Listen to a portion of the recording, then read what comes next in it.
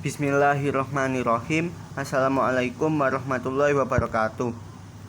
Saya di sini menyampaikan tugas sistem operasi yang disusun oleh saya sendiri, yaitu Muhammad Nurfat, Prodi Sistem Informasi, mata kuliah Sistem Operasi, dosen Pak Sujono. Interupsi dalam sistem operasi. Interupsi sering juga disebut interrupt, yaitu suatu permintaan khusus pada mikroprosesor untuk melakukan sesuatu. Interupsi pada dasarnya kalau dalam dunia komputer sering kita kenal dengan penghentian sementara proses program yang sedang berjalan. Nah, apabila terjadi yang namanya interupsi, maka komputer kita akan menghentikan dahulu apa yang sedang dikerjakannya. Terus setelah itu melakukan apa yang diminta oleh yang menginterupsi, dan apabila sudah selesai, maka proses program akan kembali ke program sebelum terjadinya interupsi yang tadi. Prosesor dapat menerima dua jenis interrupt, yaitu hardware interrupt dan software interrupt. Contoh hardware interrupt adalah sinyal yang dikirim ke prosesor saat tombol keyboard ditekan. Saat tombol keyboard ditekan itu terjadi penghentian sementara proses program yang sedang berjalan. 2. Software interrupt adalah interrupt yang dikirim oleh software. Dengan kata lain, sinyal yang dikirim dari dalam prosesor itu sendiri. Contoh interupsi dalam sistem operasi itu mulai mengambil interupsi berikutnya, mengeksekusi interupsi tersebut, yaitu proses berhenti sebentar, terus proses interrupt. Contoh lagi, nah kayak gitu. Yang kedua, proteksi perangkat keras. Pada saat suatu proses sedang berjalan, ada keadaan di mana prosesor berhenti. Hal ini menandakan tidak adanya lagi data yang diproses oleh prosesor. Oleh karena itu, prosesor pastinya akan mencari data ke dalam memori. Pengaksesan data tersebut memerlukan banyak clock cell, yaitu siklus jam. Situasi ini tidak bisa ditoleransi sehingga membutuhkan perbaikan dalam kecepatan pengaksesan antara CPU dan memori utama. Tidak hanya peduli tentang kecepatan tersebut, tetapi juga memastikan operasi yang benar untuk melindungi pengaksesan sistem operasi dari proses lainnya, dan melindungi proses yang satu dari pengaksesan proses lainnya pula.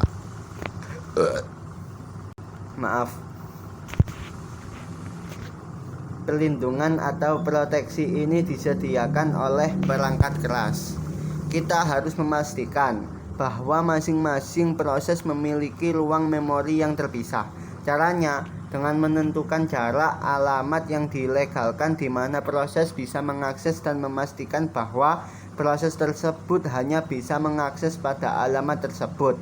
Perangkat keras menyediakan dua register, yaitu base register dan limit register. Base register memegang alamat fisik terkecil yang dilegalkan, sedangkan limit register menentukan ukuran dari jarak alamat tersebut. Contoh, jika base register memegang sekian dan limit register sekian, maka program bisa mengakses secara legal di semua alamat dari sekian sampai sekian. Input dan output. Input adalah semua data dan perintah yang dimasukkan ke dalam memori komputer untuk selanjutnya diproses lebih lanjut oleh prosesor. Contohnya yaitu ada pada joystick, alat untuk bermain PS. Kita memberi perintah kepada komputer agar dapat memberi arahan di video game pas diketik. Output adalah data yang telah diproses menjadi bentuk yang dapat digunakan.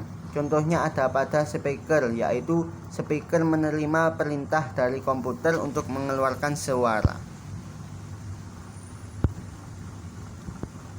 Yang ketiga, Contoh proteksi input dan output.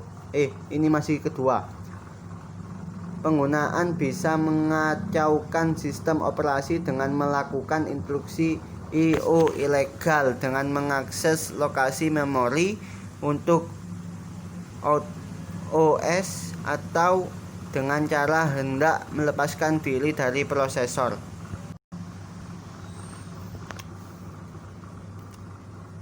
Untuk mencegahnya, kita menganggap semua instruksi I/O sebagai privileged instruction sehingga mereka tidak bisa mengerjakan instruksi I/O secara langsung ke memori, tapi harus lewat OS. Terlebih dahulu, proteksi input-output dikatakan selesai jika pengguna dapat dipastikan tidak akan menyentuh mode monitor. Jika hal ini terjadi, proteksi I/O dapat dikompromikan. Contoh proteksi memori dalam sistem operasi. Yang keempat, tadi yang ketiga. Salah satu proteksi perangkat keras ialah dengan proteksi memori, yaitu dengan pembatasan pengguna memori. Di sini diperlukan beberapa istilah, yaitu 1. Base register, yaitu alamat memori fisik awal yang dialokasikan atau boleh digunakan oleh pengguna. 2. Limit register, yaitu nilai batas dari alamat memori fisik awal yang dialokasikan atau boleh digunakan oleh pengguna. 3. Proteksi perangkat keras. Sebagai contoh, sebuah pengguna dibatasi mempunyai base register sekian 30040 dan mempunyai limit register 120900, maka pengguna hanya diperbolehkan menggunakan alamat memori fisik antara 30040 hingga 420940 saja. 1, 2, 3, 4, 5 400 sekian saja ribu. Lah, di sini daftar pustaka yang tadi, bila saya tidak jelas menerangkannya, sampean Anda sekalian bisa melihat daftar pustaka yang di sini. Sekian dari saya. Assalamualaikum warahmatullahi wabarakatuh.